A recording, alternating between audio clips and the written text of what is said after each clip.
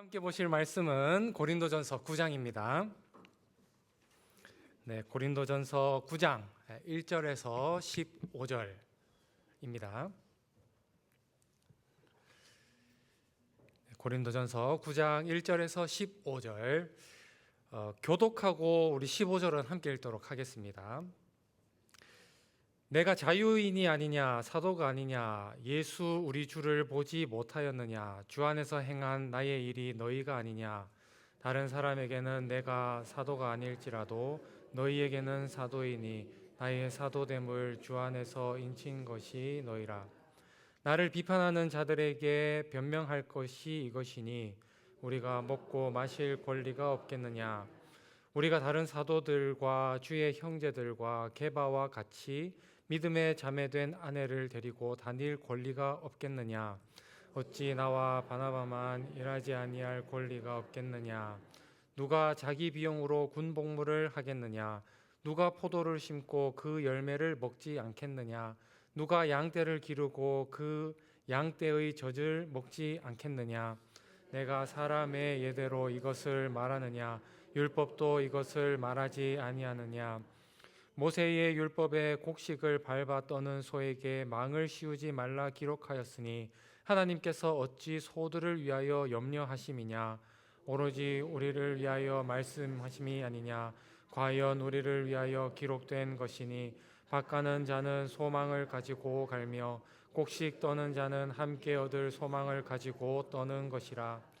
우리가 너희에게 신령한 것을 뿌렸은즉 너희의 육적인 것을 거두기로 과하다 하겠느냐. 다른 이들도 너희에게 이런 권리를 가졌거든 하물며 우리일까 보냐. 그러나 우리가 이 권리를 쓰지 아니하고 범사에 참는 것은 그리스도의 복음에 아무 장애가 없게 하려 함이로다. 성전의 일을 하는 이들은 성전에서 나는 것을 먹으며 제단에서 섬기는 이들은 제단과 함께 나누는 것을 너희가 알지 못하느냐. 이와 같이 주께서도 복음 전하는 자들이 복음으로 말미암아 살리라 명하셨느니라. 그러나 내가 이것을 하나도 쓰지 아니하였고 또 이 말을 쓰는 것은 내게 이같이 하여 달라는 것이 아니라 내가 차라리 죽을지언정 누구든지 내 자랑하는 것을 헛된 대로 돌리지 못하게 하리라. 아멘. 오늘 또 나라와 민족과 교회를 위하여서 기도하기 위해 모인 우리 모든 기도의 용사님들 서로 바라보며 이렇게 인사합시다. 오늘 또 주님이 일하십니다. 오늘 또 주님이 일하십니다. 오늘 또 주님이 일하십니다. 전 세계에서 온라인으로 기도에 참여하고 계신 우리 기도의 용사님들 위해 이렇게 인사합시다. 어디서나 주님이 들으십니다. 어디서나 주님이 들으십니다. 네. 혹시 해외 갈 일이 있으시면 꼭 온라인으로 참석을 부탁을 드리겠습니다. 네. 우리는 지난 시간에 건강하고 또 성숙한 신앙인은 어떤 사람인지에 대해서 말씀을 함께 나누었습니다. 예수를 주로 고백하며 구원을 얻는 사람은 더 이상 이 세상의 미신과 또 가치와 또 왜곡된 믿음으로부터 참 자유를 누리는 사람이라고 우리 지난 시간에 나누었죠. 우상은 이 세상에서 아무것도 아닌 것을 알기에 세상 사람들이 그렇게 두려워하고 떠는 우상 그리고 미신들 앞에서 아무런 두려움을 느끼지 못하는 사람이 건강한 신앙인 또 강한 믿음을 가진 사람이다. 그렇게 말씀을 나누었습니다. 그러나 동시에 신앙인은 또 어떤 사람입니까? 분명히 말씀에 대한 지식과 또 자유가 풍성하기는 하지만 그 지식에 근거한 삶을 살려고 하기보다 여전히 그러한 지식이 부족하여서 연약한 믿음을 가지고 있는 형제 자매 교우들을 위하여서 그 자유를 함부로 쓰지 않고 양보하거나 내려놓는 사람, 믿음의 수준에 맞춰서 스스로 낮춰주는 그 사람이 믿음의 사람이고 또 저와 우리 모든 기도의 용사님들이라는 것 우리가 지난 시간에 나누었죠. 그래서 우리 모두는 지식에 근거하기보다 사랑에 근거하여서 행동하고 말하고 맞춰주는, 즉 사도가 말하는 참된 자유를 누리는 사람입니다. 오늘 우리가 읽은 본문은 이러한 관점의 연장선상에서 이해할 때 훨씬 더 우리에게 은혜가 주는 본문이라고 할 수가 있습니다. 오늘 본문 1절과 2절에 이렇게 되어 있죠. 내가 자유인이 아니냐, 사도가 아니냐, 우리 예수 우리 주를 보지 못하였느냐, 주 안에서 행한 나의 일이 너희가 아니냐, 다른 사람들에게는 내가 사도가 아닐지라도 너희에게는 사도이니 나의 사도됨을 주 안에서 인친 것이 너희라. 자, 지금 사도가 갑자기 뜬금없이 자신의 사도성에 대해서 변호를 하고 있죠. 맥락 없이 갑자기 나온 말인 것 같지만 사실은 고린도 교회 성도들 중에 일부가 바울의 이 사도적 권위를 부정하고 있다는 말을 들었기 때문에 이 사도성을 변호하기 위해서 오늘 이 본문 말씀을 바울이 지금 쓰고 있는 것입니다. 그렇다면 이 사도권이라는 것이 도대체 무엇일까? 사도행전 1장에 보면 사도가 되는 자격에 대해서 조건에 대해서 말을 하고 있는데, 첫째로는 예수의 그 공생의 기간을 함께 경험을 했고, 또 예수님의 부활을 직접 목격하여서 증언할 수 있는 사람, 이 사람을 사도라고 하자, 이렇게 정리한 내용들이 거기 기록이 되어 있습니다. 자, 요 기준으로 딱 보면은 바울은 어떻습니까? 예수님의 공생애 때 바울이 함께 했어요, 안 했어요? 안 했잖아요, 그죠? 그래서 요 기준으로 보면은 지금 사도 바울은 사도라고 칭함을 받기가 어렵겠죠. 그래서 요것을 이유로 고린도 교회 성도들 일부가 바울의 사도권을 부정하면서 그가 전한 복음을 훼손하려는 시도가 고린도 교회 안에 있었다는 것입니다. 그러나 성경 전반의 내용을 보면 또 어떻습니까? 바울 역시 주님으로부터 사도로 인정받았다는 증거가 많이 등장을 하죠. 사도가 되려면 부활하신 주님을 목격하고 증언할 수 있어야 된다고 그랬지 않습니까? 바울은 어떻습니까? 이미 부활하신 주님을 여러 부분에서 신약 성경 보면 여러 군데에서 목격했다는 증거가 기록이 되어 있습니다. 가장 먼저 대표적으로 다메섹 도상에서 자신에게 찾아오신 주님을 만났죠. 그리고 또 나중에 고린도서 15장을 보면 만삭이 되지 못하여 태어난 자라면서 자기를 표현하는데, 그런 부족한 자기 자신에게도 주님이 찾아와 주셨다, 이렇게 증언을 하기도 합니다. 게다가 사도라는 직분은요, 교회가 임명해 주는 직분이에요? 아니면은 예수님이 임명해 주는 직분이에요? 예수님이 임명해 주시는 거죠, 그죠? 교회가 너에게 사도권을 주노라 이렇게 하는 게 아니고 예수님이 주시면 사도가 되는 거예요. 그래서 주님이 직접 부르심을 받은 직분이기 때문에 사도 바울은 오늘 고린도 전서에서도 말하고 있지만 갈라디아서 1장에서도 자기를 어떻게 소개합니까? 사도 사람들에게서 난 것도 아니요 사람으로 말미암은 것도 아니요 오직 예수 그리스도로부터 하나님으로 말미암아 내가 사도가 되었다. 주님이 나를 사도로 부르셨다라고 증언을 하고 있죠. 또 사도행전 9장에서 보면 바울을 가리켜서 이 사람은 내 이름을 이방인과 임금들과 이스라엘 자손들에게 전하기 위하여 택한 나의 그릇이다라고 부르는 장면도 기록이 되어 있죠. 예수님이 바울을 사도로 부르셨다는 것입니다. 그리고 마지막으로 바울이 사도가 아니면 드러낼 수 없는 너무나 명백한 증거이자 열매, 뭐가 있습니까? 교회를 많이 세웠다는 겁니다.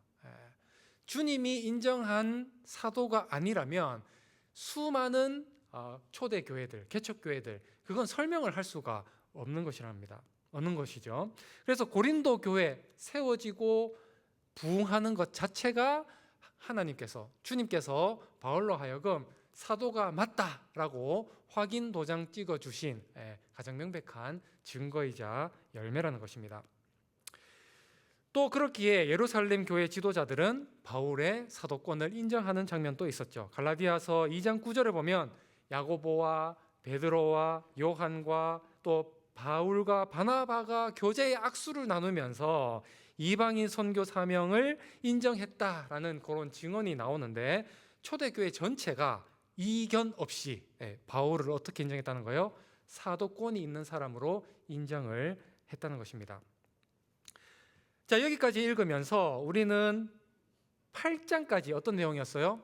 건강한 신앙인은 양보하는 사람이야, 용서해주는 사람이야, 인내해주는 사람이야, 자신의 자유를 이렇게 좀 양보할 줄 아는 사람이야 하고 부드럽게 권면하는 내용으로 가득 채워졌는데, 그렇게 8장에 좀 다소 부드러웠던 억양이 9장 1절로 딱 넘어오면서 제법 날카롭고 뭔가 이렇게 논쟁을 하려고 하고 변증을 하려고 하고 변호를 하려고 하는 그러한 뉘앙스로 이렇게 좀 다가오는 것을 우리가 좀 느낄 수가 있습니다. 그냥 그저 미성숙한 사람들이 사도권을 부정하니까 그럴 수 있지 하고 용서하고 인내할 수 있는데, 왜 사도는 이렇게 다소 격앙된 억양으로 자신의 사도권을 적극적으로 변호를 하고 있는가? 만약에 사도권을 부정하는 사람들을 그대로 내버두면 어떤 일이 발생합니까? 그동안 바울이 전했던 예수 그리스도의 복음이 어떻게 됩니까? 훼손될 가능성이 있었기 때문에 고린도 교회 성도들 중에서 바울의 사도권을 공격하고 비방하는 자들의 최종 목적지가 어디냐면 바울을 흔들어서 그가 전했던 복음을 훼손하려는 데 있다는 것을 바울이 알았기 때문에 이 사도권을 이렇게 열심히 변증하고 변호했던 것입니다. 바울 자기 자신, 사람 바울을 공격하는 데 대해서는 얼마든지 사랑으로 용납하고 인내할 수 있었지만, 예수의 이름을 회방하고 복음을 해치려고 하는 그러한 일에 대해서는 바울이 단호하고 엄중하게 경고하고 경계하고 있다는 것이죠. 주 안에 사랑하는 기도의 용사님들, 우리도 마찬가지입니다. 비본질적인 것에 대해서는 나 자신을 내어주기까지 우리가 내려놓을 수 있는 사람이 되어야 하겠지만, 복음과 예수 그리스도를 위해서만큼은 어떻게 해야 돼요? 피 흘리기까지 싸우고 지키겠다는 결단이 우리 안에 있어야 하겠죠. 유사복음 또 가짜 구원이 넘쳐나는 이 시대 속에서 세상과 사람들을 우리가 사랑은 하되 복음 수호를 위해서는 치열하게 고민하고 투쟁할 수 있는 우리 모든 기도의 용사님들 되실 수 있기를 주님의 이름으로 축원합니다. 자, 이렇게 바울이 정통한 사도권을 소유한 사람이므로 어떤 것도 요구할 수 있는 그러한 고난이 있는 사람이었습니까? 오늘 본문 7절에서 10절에 이렇게 되어 있죠. 누가 자기 비용으로 군 복무를 하겠느냐? 누가 포도를 심고 그 열매를 먹지 않겠느냐? 누가 양떼를 기르고 그 양떼의 젖을 먹지 않겠느냐? 내가 사람의 예대로 이것을 말하느냐? 율법도 이것을 말하지 아니하느냐? 모세의 율법에 곡식을 밟아 떠는 소에게 망을 씌우지 말라 기록하였으니 하나님께서 어찌 소들을 위하여 염려하심이냐? 오로지 우리를 위하여 말씀하심이 아니냐? 과연 우리를 위하여 기록된 것이니 밭 가는 자는 소망을 가지고 갈며 곡식 떠는 자는 함께 얻을 소망을 가지고 떠는 것이라. 군인의 모든 무기와 식량 누가 지급합니까? 자기가 막 전쟁할 때 파리파리 다 챙겨가지고 오는 사람, 그런 사람은 군인이 아니겠죠. 군인은 나라와 민족을 지키기 위해서 전쟁터로 나가기 때문에 누가 챙겨야 됩니까? 나라가 챙겨주는 거죠. 군복도 주고 총도 주고 탄약도 주고 식량도 주고, 그죠? 그리고 농부가 농사를 짓는 이유가 뭡니까? 그 소출, 그 열매를 기대하기 때문에 농부가 참 땀 흘리면서 농사 짓는 것 아니겠습니까? 심지어 일하는 짐승들도 지치지 말라고 어떻게 하라는 거예요? 망을 씌우지 마라. 밟아 떠는 곡식에 망을 씌우지 마라.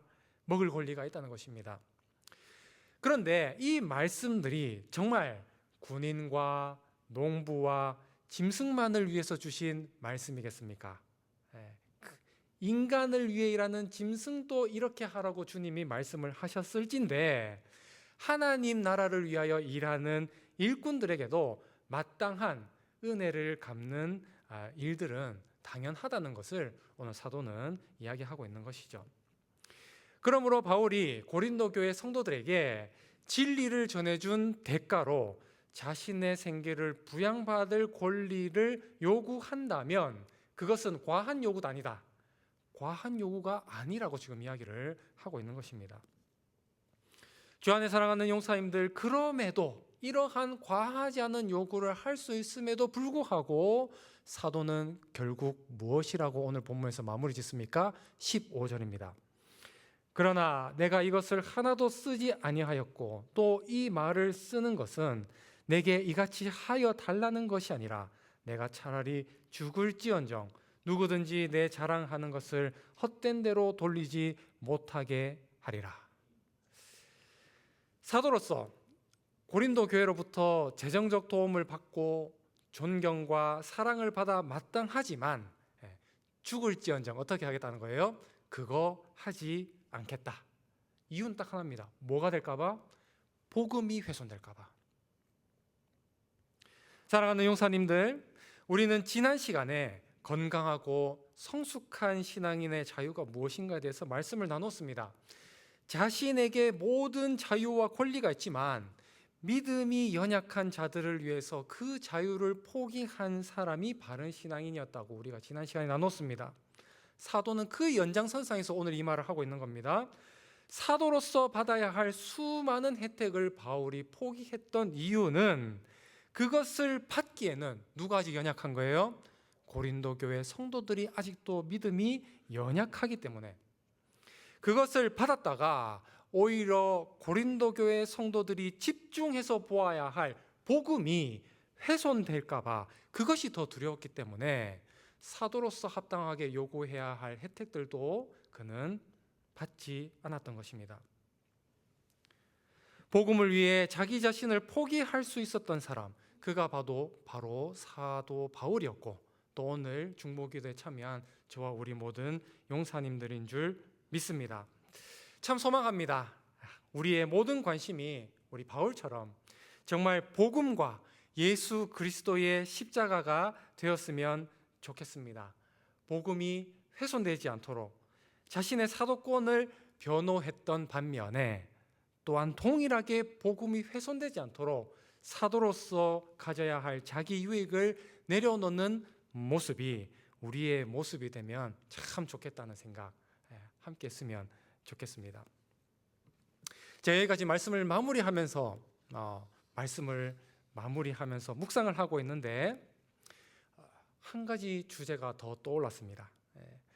오늘 본문 속 사도 바울은 참 결연한 의지 속에서 뭔가 이렇게 결연한 음성, 내가 절대로 사도로서의 유익을 누리지 않겠다고 하는 그 결연한 고백 속에서 저는 그 말씀을 읽고 있는데 저의 마음 한구석이 조금은 시리고 아픈 부분이 있었습니다. 왜 그렇지라고 생각을 해보았는데 이유가 있었어요. 오늘 본문을 보니까 사도는 어떻습니까? 고린도 교회 성도들을 사랑해요. 얼마큼 사랑하냐면 참 자기의 목숨을 내놓으면서까지 사랑을 하고 있죠. 그런데 고린도 교회 성도들은 어때요? 고린도 교회 성도들은 사도가 사랑하는 것만큼 고린도 교회 성도들이 바울을 사랑하고 있는 건가? 이렇게 좀 궁금증이 드는, 별로 사랑하지 않는 것 같아요. 그래서 복음 앞에는 참 담대했던 바울이었지만 인간적 바울, 참 인간적으로는 이 바울이 좀 외롭지 않았을까 하는 그런 생각이 제 마음속에 묵상하는데 좀 들더라고요. 만약에 바울이 2026년에 갑자기 살아나가지고 우리 100주년 기념교회를 향해서 편지를 쓸 때에 그는 우리 교회를 어떻게 평가하면서 편지를 쓸까? 우리 교회는 바울을 만났을 때에 정말 그의 사도권을 인정하면서 그의 사역과 그의 삶을 책임져 주기 위해서 우리 교회는 마음과 물질로 그를 섬길 준비가 되어 있을까? 그래서 바울이 100주년 기념교회를 향해서 편지를 쓸 때 100주년 기념교회 형제 자매들이여, 너희의 헌금으로 내 사역과 생계를 책임져 주니 너무 고맙다, 이런 고백을 들을 수 있는 교회가 될 수 있을까? 아니면 고린도 교회가 했던 것처럼 복음이 훼손되는 것을 막기 위해 우리 교회를 향하여서 사도가 마땅히 누려야 할 혜택들을 나는 다 포기하노라라는 그런 이야기를 듣는 교회가 될까? 이런 궁금증은 아마 저밖에 안 가졌을 것 같아요. 그러면서 오늘 말씀을 이렇게 묵상하는데 자꾸 저의 이야기가 오버랩이 되는 겁니다. 제 개인사를 또 이야기하는 것을 참 양해해 주시길 바랍니다. 그래도 나누고 싶어서. 뭐 아시는 분은 아시겠지만 제가 얼마 전에 좀 슬픔을 당하는 그런 일들을 제가 경험했지 않습니까? 제가 이렇게 보여도 형제가 없어서 혼자입니다. 그래서 가정에 어려운 일이 좀 생기면 혼자 이 모든 일을 헤쳐나가야 됩니다. 그래서 이번에 겪은 슬픔도 사실은 슬퍼할 겨를이 있다기보다 어떻게 이걸 혼자서 잘 헤쳐나가야 될까, 그런 생각이 먼저 났습니다. 혼자 북치고 장구치고 어떻게든 이악 물고 잘 이겨내야 되겠다, 그런 각오를 가지고 슬픔을 맞이했었습니다. 그런데 혼자라고 생각하며 그 어두운 슬픔의 숲 입구에 딱 들어섰는데, 이제 들어가려고 하고 있는데 그 순간에 하나님께서 마치 나와 함께하고 계시다는 선명한 마음을 저에게 허락해 주신 것입니다. 제 소식을 들으시고 일부 교우님들에게 전했는데 그것보다 훨씬 더 많은 교우님들이 어떻게 그걸 알아봐 주시고 저를 위하여서 정말 많은 위로와 도움을 보내주신 것입니다. 그 위로가 저에게는 어떻게 느껴졌냐면, 이런 화환이 있잖아요. 이렇게 그 장례식 가면은 화환이 막 줄 서 있는데 그 화환 내용들 보면 어디 동창회, 어디 뭐 신우회, 어디 업체, 어디 뭐 학교, 병원, 이런 다양한 곳에서 화환을 막 보냈는데 그 화환은 사실은 기계적으로 보낸 거잖아요. 그냥 부고 소식이 나면 기계적으로 다 보는 그런 화환이었는데, 제가 받은 은혜, 제가 받은 위로는 어떤 위로냐면 정말 한 분 한 분이 애쓰고 찾아서 마음과 사랑을 담아서 전해주는 위로였다 보니 세상이 그 어떤 위로보다도 제가 큰 은혜와 또 따뜻함을 누릴 수 있는 그러한 사랑이었다고 저는 생각을 합니다.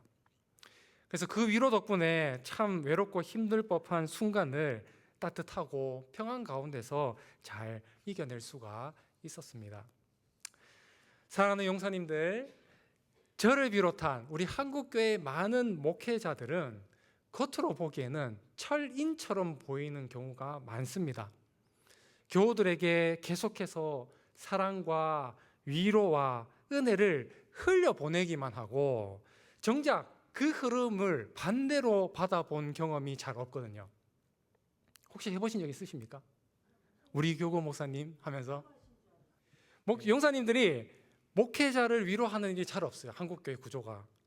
그런데 목회자도 사실은 성도이고 사람이고 끊임없이 잘 흔들릴 때가 있습니다. 그래서 적지 않은 목회자들이 처음에는 분명히 하나님의 부르심에 응답하면서 소명의 길로 들어서지만 지치고 힘들 때 이렇게 고민하는 거죠. 이 길이 맞나? 정말 하나님 날 부르신 게 맞나? 고민할 때가 있다는 것이죠. 그런데 그럴 때마다 사도 바울도 고린도 교회를 향해서 그런 마음을 품었을 거라고 저는 생각을 할 수 있는데, 그럴 때마다 하나님께서 어떻게 하십니까? 사람을 통해 위로를 하시죠. 목회자도 성도를 향해서, 성도도 목회자를 위하여서 하나님이 받으신 그 사랑을 서로가 서로에게 다 이렇게 나누고 유통함으로 말미암아 교회가 견고하게 세워져 갈 수 있다는 것입니다. 제가 연초에 처음 화요 중보 기도회 때 강단 위에 올라가서 우리 용사님들께 드렸던 말씀 혹시 기억하십니까? 눈물이 묻은 기도 제목들을 보면서 참 이분들 위해서 내가 올 한 해는 목숨 걸고 기도하겠다, 그렇게 말씀을 드렸었죠. 기도하는 분들과 함께 기도하겠다, 이렇게 고백을 했었습니다. 그런데 그렇게 주님의 은혜를 누렸던 정말 많은 분들이, 용사님과 교우님들이 이번에는 어떻게 해주셨습니까? 울고 있는 저를 위하여서, 또 울고 있는 다른 교우들을 위하여서, 울고 있는 기도 제목을 주신 분들을 위하여서 함께 마음을 다해 위로하고 기도해 주시는 장면을 오늘 우리는 보게 되었다는 것입니다. 주 안에 사랑하는 용사님들, 교회는 무엇입니까? 복음과 사랑으로 서로 빚을 지는 관계.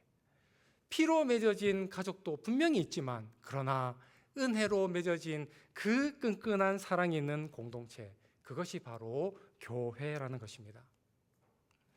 저는 우리 모든 기도의 용사님들이 바울의 사도권을 인정하지 않았던 고린도 교회 사람들이 되기보다 주님의 일꾼들, 교역자만 말하는 것이 아닙니다. 우리 모든 봉사팀의 모든 식구들, 구성하는 하나님 나라를 구성하는 모든 분들이 다 이들을 위해서 언제나 기쁨으로 기도하고 멍에를 함께 메어주는 주님의 통역자가 되실 수 있기를 주님의 이름으로 축원합니다. 그래서 예수 그리스도 피 묻은 십자가를 함께 수호하고 전하고 또 눈물 흘리고 아파하는 자들을 위해 기도하는 이 시대의 주님의 통로가 되십시다. 꼭 그런 복된 인생을 살아가시는, 이 시대의 참된 위로자로 살아가시는 우리 모든 기도의 용사님들 되실 수 있기를 주님의 이름으로 축원합니다. 우리 찬송가 323장, 찬송가 323장 부름받아 나선 이모, 고백을 담아서 함께 찬양합니다.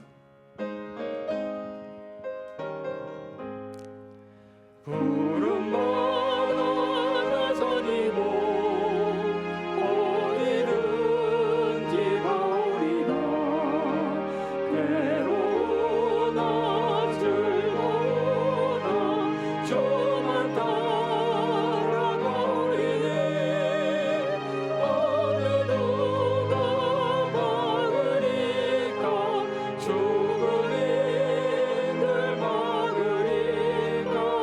어느 누가 막으리까? 죽은 이들 막으리까? 아무골 잡힌들에도 복음 들고 가오리다. 소돔 같은 거리에도 사랑하고 찾아가서 정의로이 지닌 것도 아낌없이 드리리라. 종의 몸에 지닌 것도 아낌없이 드리리라. 존귀 영광 모든 권세 주님 홀로 받으소서. 멸시전에 십자가는 제가 제목하리다. 이름 없이 빛도 없이 감사하며 섬기리라. 이름 없이 빛도 없이 감사하며 섬기리라. 함께 말씀을 생각하면서 기도하십시다. 참 사도 바울 얼마나 치열하게 복음을 위해서 살았는지 모릅니다. 복음을 위해서는 자신의 권리와 유익을 기꺼이 내려놓았던 것, 우리의 모습이 될 수 있기를 소망합니다. 우리도 복음의 유익을 위해 기쁨으로 헌신하는 삶을 살게 하여 주시옵소서. 교회가 복음을 위해 사역하며 헌신하는 목회자, 선교사, 또 교회를 섬기는 모든 봉사자와 일꾼들 또 잘 섬기고 응원하고 그들을 위하여 기도하며 후원할 수 있는 그런 섬김의 공동체 되게 하여 주시옵소서. 우리의 모든 섬김과 헌신이 사람의 인정을 받기 위해서 하는 것이 아니라 오직 주의 나라와 주의 복음을 전하고 확장하는 것에 초점 있게 하여 주시옵소서. 오늘 사도 바울의 그 마음을 생각하시면서 말씀을 생각하면서 합심하여 기도하며 나가도록 하겠습니다.